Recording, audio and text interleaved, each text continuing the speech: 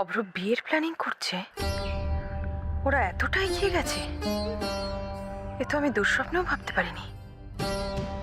কিন্তু না, আমি থাকতে এই ভুল আমি কিছুতেই করতে দেবো না। যেভাবেই হোক অভ্রকে আজ আমি বাড়ি ফিরিয়ে নিয়ে যাব। ছোট মা, এসো না, বসবে। ভেতরে এসো না, এখানে দাঁড়িয়ে রইলে কেন? এনি কি একটু জানা চা কফি নিয়ে প্লিজ কিছু। ছোট মা এসো না, বসবে প্লিজ। অভ্র, এমন ভাবে আপ্যায়ন করছো যেন এটা তোমার নিজের বাড়ি।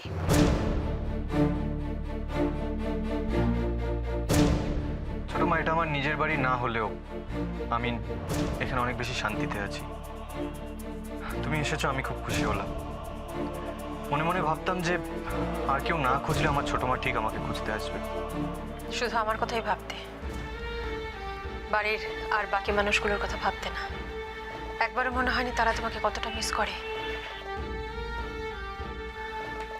অবশ্য এসব কথা বলবো বলে আমি আসিনি, আমি শুধু তোমাকে নিয়ে যেতে এসেছি। কিছু গোছানোর থাকলে গুছিয়ে নাও, নিয়ে আমার সঙ্গে চলো। কিন্তু ছোট মা। কোনো কিন্তু নয় অভ্র, আজ কোনো কিন্তু নয়। আমার উপর একটু ভরসা রাখো, দেখো যা যা বলছি করতে, যা করবো সব ঠিক হবে। ছোট মা, আমি নিজের থেকেও বেশি তোমাকে বিশ্বাস করি। যদি তাই করো তাহলে আর দেরি করো না। এটুকু জানো আমি যেটা করছি সেটা সবার ভালোর জন্য করছি অভ্র। ছোট মা,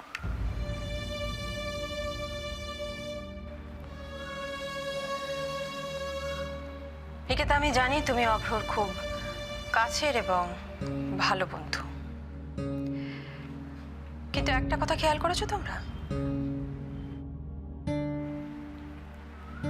সমাজ বলে একটা বিরাট বড় জিনিস আমাদের চারপাশে আছে, আমরা কেউই তার বাইরে নই।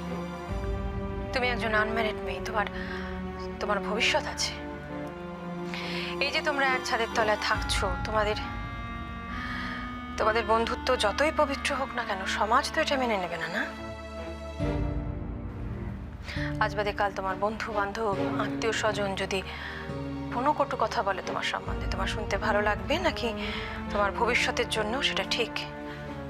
আমি অভ্রকে অনেকবার বুঝিয়েছিলাম, কিন্তু তোমরা সবাই বুঝিয়েছো, বোঝাচ্ছ, কিন্তু আমার অবস্থাটা কেউ ভাবছো না। কেন বুঝতে চাইছো না যে আমি ও বাড়িতে যেতে চাই না?